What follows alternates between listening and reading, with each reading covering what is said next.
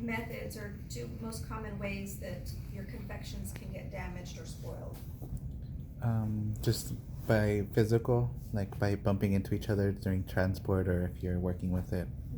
And If it's not properly enrobed, the moisture from the center can go into the chocolate, ruins that chocolate.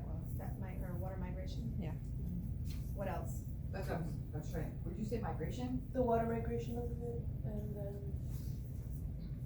But the And two then like most when it's common, shipping, like when you're shipping. like, not Physical shipping, environmental, So temperature outside of your control.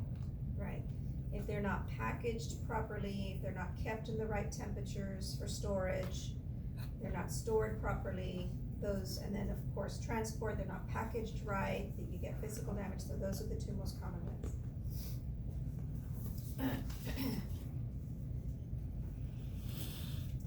Explain how sugar bloom happens on chocolate. And I know, Jerry, don't answer this one. It is when moisture is introduced to the chocolate, which draws out the sugar.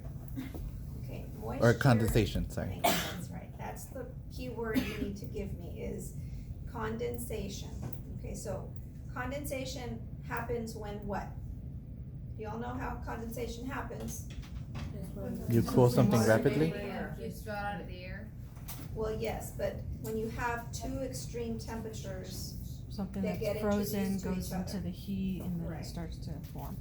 okay, so that's how condensation happens.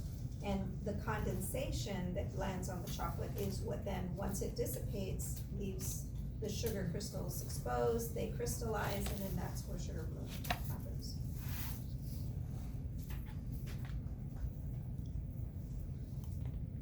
Explain the process of tempering. So first you have to melt the chocolate, which is at 115. And then depending on which Now, hold on, when you explain the process, you need to include why. Remember, chocolate is polymorphic, 6 different crystals. Identify melting so that you can melt all 6, then pre-crystallize. Okay, so you're gonna have to name what you're doing, understand the process. Super technical terminology. Yeah. Got it.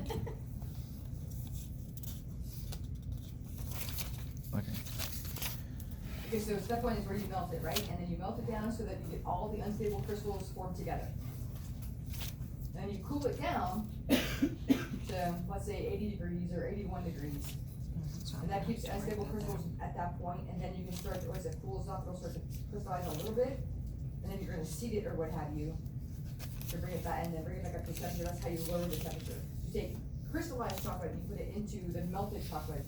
Put good crystals in there, you change all those unstable crystals into stable crystals. Right, and make sure that you give me the numbers of those, pre-crystallization, the seeding method.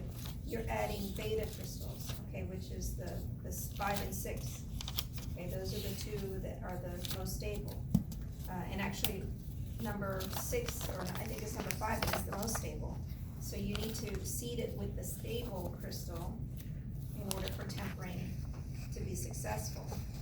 Now, if you're tempering by tabling, you're doing your pre-crystallization on the marble, okay, and then those crystals then will be put into your liquid.